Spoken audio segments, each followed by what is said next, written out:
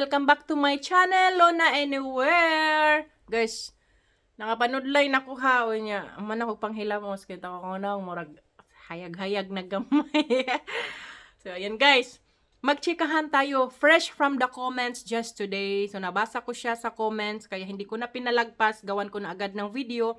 At mas pinili kong gawan siya ng video para mapanood nyo at mapakinggan nyo siya ng maayos kaysa doon ako sa comments. Marami din kasi sa inyo ang hindi lahat nababasa yung comments.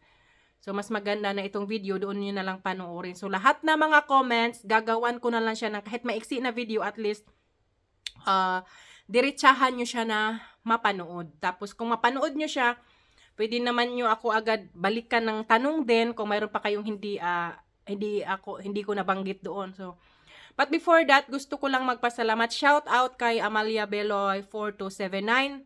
Maraming salamat sa iyo, sis. So, yung comment na to is galing sa iyo. Kaya gawan ko ng video para makapagbigay din tayo ng idea doon sa iba na nagtatanong na katulad din kung ano ang nasa isip mo. Kaya, yun. So, ito na. Tabi na tagsugod ani ron. Ang tanong ni Amalia Beloy 4279 about sa annual leave. Kung yung annual leave natin, of course, hindi tayo pwedeng magtrabaho kahit gustuhin natin. So, bakasyon talaga yon. Paano halimbawa kung hindi ka uuwi ng Pilipinas at gusto mong mag-apply sa ibang kumpanya? Posible ba yon? Yan ang sasagutin natin. Magbibigay ako ng mga clue. So, hindi man siya as in talaga 100% na pero may idea kayo. Kasi, hindi ko pa to siya na-experience.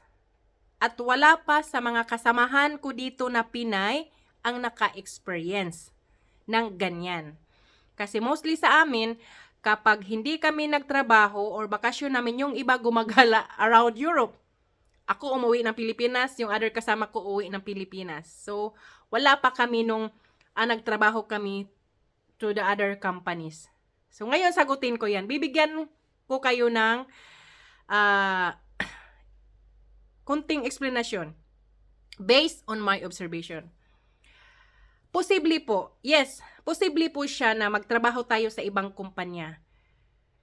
Ang mangyari kasi dyan, sa ngayon, maraming kumpanya ang nagha-hire ng mga health workers. Yung mga katulad sa atin ang ginagawa. Maraming hiring, iba-ibang kumpanya, iba-ibang lugar. So, may proseso dyan. Ang gagawin natin is mag-apply. Kapag natanggap ka, syempre may kontrata ka, mayroon kayong mga papilis na pipirmahan. At saka i-interviewin ka naman yan eh. So, hindi ka naman basta-basta lang tatanggapin kung hindi din naman pasok doon sa hinahanap or mga qualification na nila. Kasi syempre, batas is batas. Pero pwede siya. Bakit ko nasabing pwede? From last year until this year. So, observation to ha. Wala pa akong experience. Observation lang to. Dito sa lugar namin, I'm sure sa other places din, marami. Pero dito tayo sa amin, kasi dito ako may alam eh. Dito sa lugar namin, last year and this year, summertime, tumatanggap sila ng mga summer job. So, hindi ko masasabi kung ibang kumpanya or ibang kasi ito lang ang masasabi ko. Though lahat sa kanila na pumapasok dito sa amin na nagsa-summertime job, is lahat sila suwamalainen. May mga hoytaya or sabihin na nating may mga nurses, may mga practical nurse, so may mga care assistant, at mayroong mga students. So yun, walang pinipili na posisyon as long as kung ang hinahanap nila is pasok ka doon, sila lang ang nakakaalam kung tatanggapin ka o hindi. Kasi sa amin dito, last year mayroong naalala ko, other company siya. Hindi lang siya kalayuan talaga sa amin. Sa other company siya, nag-part-time siya dito, 1 month. Kasi pag summertime talaga, maraming nagbabakasyon sa amin. So, dati kinukulang kami ng mga Tapos, ayun, ilan yun sila. Doon sa Van Hakuti hanggang sa Kutiho ito, kasi may mga nakakasama din ako na pag every June talagang bumabalik sila. Nagsa-summer job sila. Diyan sa amin. So, last year yun. Ngayon naman, yes, meron. Pero wala pang Pinay ha. Hindi natin pag-uusapan ang Pinay kasi wala pang Pinay sa amin dito na naggumagawa ng ganyan. So, ngayon naman is meron. Doon sa kabila. Sa amin, wala masyado sa ngayon kasi kumpleto kami. Kumbaga parang hindi kami nag-need muna ng ano. Kasi nakakaya namin at nagagawa namin ng paraan kasi meron naman kami mga substitute. Pero doon sa kabila, yung sa Van Hakuti talaga is meron silang mga nagsa-summer job doon. May bata pa nga eh. Nakita ko siguro nasa mga, hindi ako sure kung 18 years old or 19 years old. Basta ang bata pa niya, student pa lang siya. Kung paano siya nakapasok, hindi ko alam. Kung may background ba siya sa pag-aalaga ng mga matatanda, hindi ko rin alam. Ang Mehilainen lang talaga ang may alam kung bakit siya tinanggap. So, pwede talaga. Pwede siya. Pwede ka mag-sideline kasi nga, syempre, in the first place, mag-a-apply ka niyan eh. Mag-a-apply ka muna. So, doon mo malalaman kung matatanggap ka o hindi. Kasi kung hindi naman, ipapaliwanag naman sa'yo kung ano yung dahilan bakit hindi ka nila pwedeng tanggapin. So, yun, pwede siya, sis. Pwede siya. Kahit sa other companies or from other departments ka, from other ano ka, kasi hindi ko rin naman alam na yung mga opiskelya dito na nagsa-summer job, kung related talaga sila sa pag-aalaga ng mga matatanda eh. Hindi ko alam.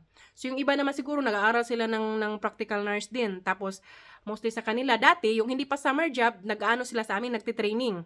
So, may mga nagtitraining din na minsan doon sa amin na makakasama ko rin ng ilang araw na ako yung kasama, minsan din iba yung kasama kasi nagtre-training sila. Pero, kaya nagtitraining sila dahil yung work nila is yung katulad sa atin. So, yung kurso nila is katulad sa amin. So, ngayon, yung mga iba na nagsa-summer job, siguro yung mga kurso din nila is ganun. Pero, ano lang naman kasi yun, kumbaga, sa summer job naman kasi, hindi naman talaga kailangan talaga na, kung ano talaga yung posisyon na hinahanap nila, kung ano ka talaga ang hinahanap nila. Kasi, parang ang mangyari kasi dyan, may kulang doon sa workers nila. So, pang ano ka lang ba, kumbaga, ikaw lang yung substitute. So, it doesn't mean na gagawin mo lahat kung ano ang kayang gawin nung nawala.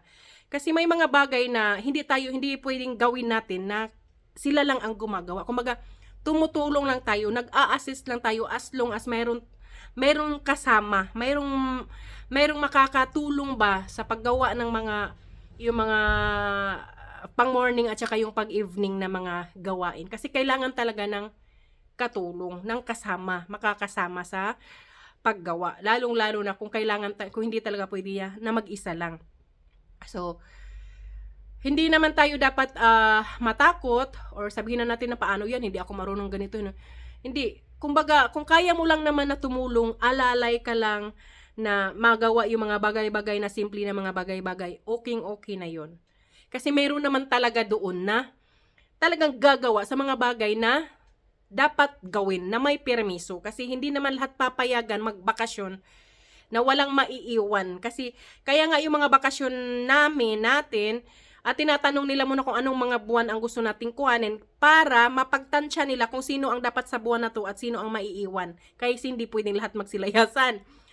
So ngayon, pwede siya sis. Yun ang masabi ko po, pwede siya. Pero hindi pa na-try sa amin na mga Pinay. Wala pa kaming, siguro meron na sa other na places, sa city, sa syudad, siguro meron na, wala pa lang akong nakakausap ng ganyan na, kahit siguro, hindi na natin ibase doon sa same company. Ibase na lang natin ba na, kunyari, dito ka, tapos matry mo na magtrabaho from the other companies. So, sana nga may makachika ako sa ganyan para makapagtanong din ako ba, gusto ko nga yung interviewin talaga ba yung bahala na, i-live ko talaga sis, pag may pag mayroon ako ma-interview na ganyan, na yung naka-experience ng ganyan ba, di ba kasi parang, maano tayo ba na, pwede pala yung ganito, ganyan. Pero so far naman, as long as bakasyon ka, so bakasyon mo, walang mangingialam sa'yo yan, walang manggugulo sa'yo yan, walang tatawag sa'yo na, oy, pumunta ka muna dito, kulang kami, hindi ka talaga nalaga. Mas gustuhin pa nila natatawag sila sa iba kaysa sa'yo, dahil bakasyon mo nga. Batas is batas. So ngayon, ito pa, idugtong ko na lang din dito, kasi ang nangyari sa akin ganito, yung mga gustong magbakasyon, syempre, pag sabihin natin na 21 days, 1 month, parang kulang, di ba? Inisip ko noon eh. So ako naman kasi, syempre, sumagi lang sa isip ko, why not hindi ko itanong, why not hindi ko sabihin, para at least masagot din yun yung gusto kong malaman. So alam nyo ba na last year, nung nagbakasyon ako sa Pilipinas, inisip ko talaga kulang yung 1 buwan. So sinabi ko doon sa Big Boss talaga, nagkataon din kasi na yung Big Boss talaga is nandoon. So sinabi ko sa Big Boss na, para lang manahimik ako ba? Sinabi ko doon, tinanong ko sa kanya, na pwede ba na ngayong taon na to is hindi ako magbakasyon, sabi ko. Hindi ako magbakasyon. Tapos itong bakasyon ko na to is gagamitin ko next year para magiging 2 months yung bakasyon. Alam nyo ba guys? Hindi talaga siya pwede. Hindi talaga siya pwede kasi batas is batas talaga. Bawal talaga yun. Kaya dito kapag luma mo, luma talaga. So yun talaga. So wala, hindi natin mababali yung batas nila kahit makiusap pa tayo kasi batas is batas at talagang bawal yun. Kaya nasa sayo na yun kung ano yung gagawin mo sa bakasyon mo, na maggagala ka or kung gusto mo mag-apply or gusto mo na lang na magpahinga, pwede naman. So walang basta hindi natin dapat isipin na, hindi tayo dapat mag-isip na kung ano-ano dahil kung gusto natin mag-apply sa ibang lugar, sa ibang department, sa ibang kumpanya, lahat may legal na proseso. So wala tayong dapat ipangamba kahit anong gusto nating gawin, kahit gusto nating i-apply or kahit ano, pwede siya. Dadaan tayo sa legal na proseso, malalaman natin kung pwede tayo or hindi. Kaya, yun. Maraming salamat sis sa tanong mo na yan. Basta ang alam ko, pwede siya kasi bago ka naman kasi tatanggapin sa application mo, syempre aalamin naman kasi lahat kung bakasyon mo na ito, hanggang kailan yung bakasyon mo. Tapos kapag okay, so yun, doon i-approve nila yung application mo at pwede ka nang mag-part-time kasi sorry, pwede nga sa kanila. Ang alam ko pwede, may nakita ako dati sa video sa vlog yata ng Pinay din yun, pero matagal na siya dito sa Finland na nakakapag-try siya ng mag summertime sa ibang pero syempre pag summer job natin is maiksi lang siya. So sabihin na lang natin na 1 buwan.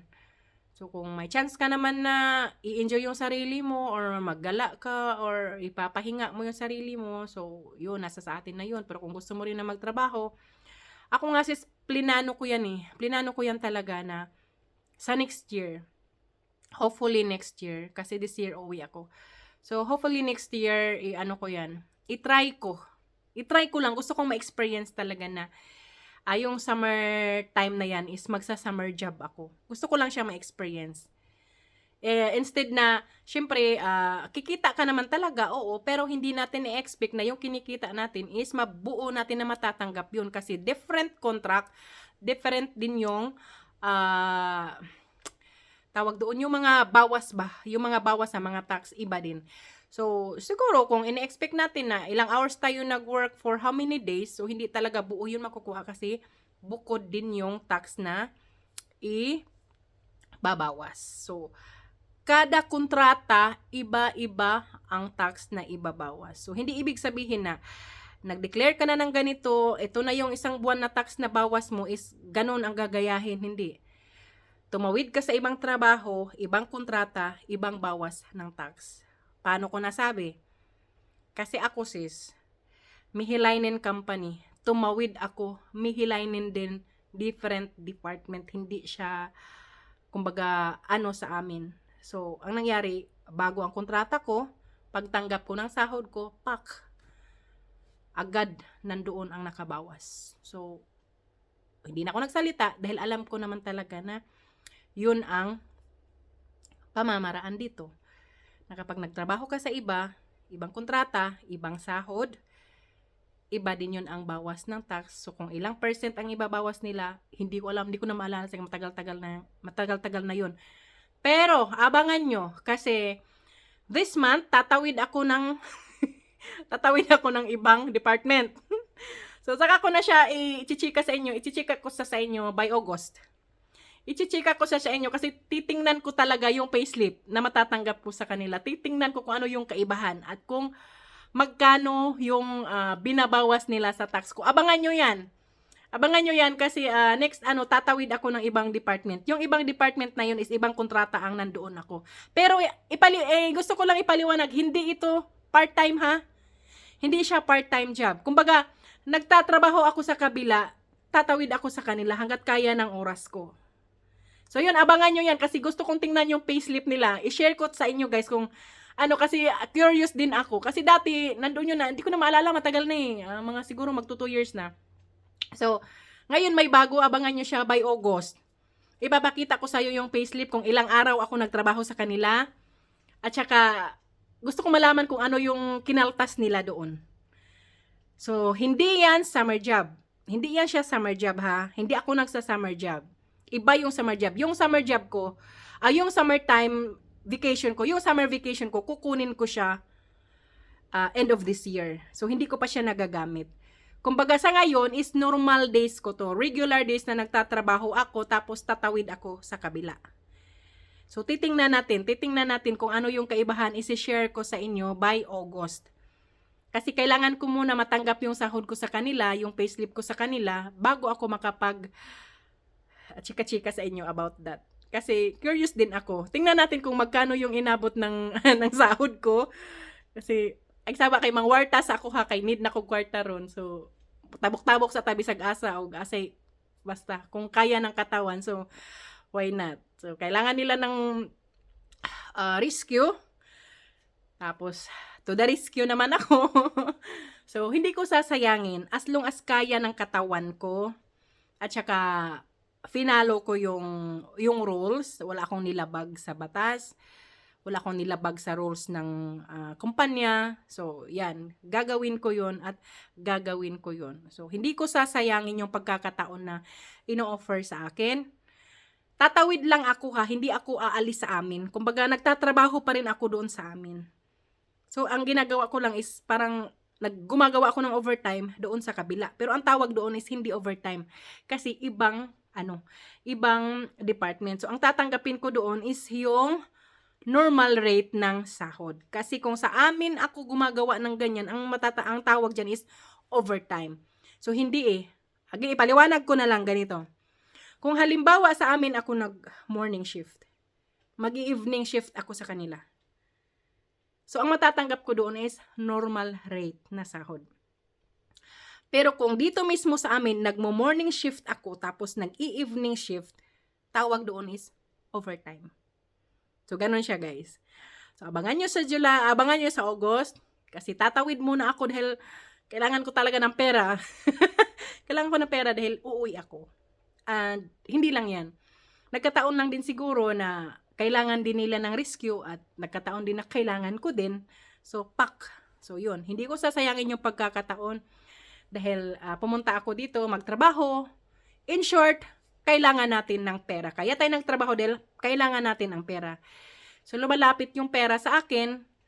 Kaya naman ang katawan ko, sa awa ng Diyos, naman, kaya ko naman, healthy naman ako, as in, naigapang ko naman siya. So, hindi ko ito sasayangin yung pagkakataon. Pero, nag-oo lang ako dahil kaya naman ng schedules ko. Pero pag hindi kaya ng schedules ko, wag na nating gawing komplikado. Dahil ang totoo, isa lang yung katawan natin, guys, at kalusugan lang yung puhunan talaga natin. Kaya mahirap magkasakit din. So, yun. Shinare ko lang to sa inyo. Hindi ko sinabing gayahin nyo yung ginagawa ko.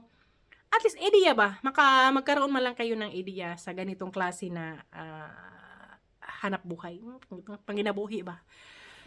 Ganitong klase na panginabuhi kung sa Bisaya. Kaway-kaway sa lahat ng mga Bisaya dyan. Kahit nahirapan ako sa kaliso dito magtagalog.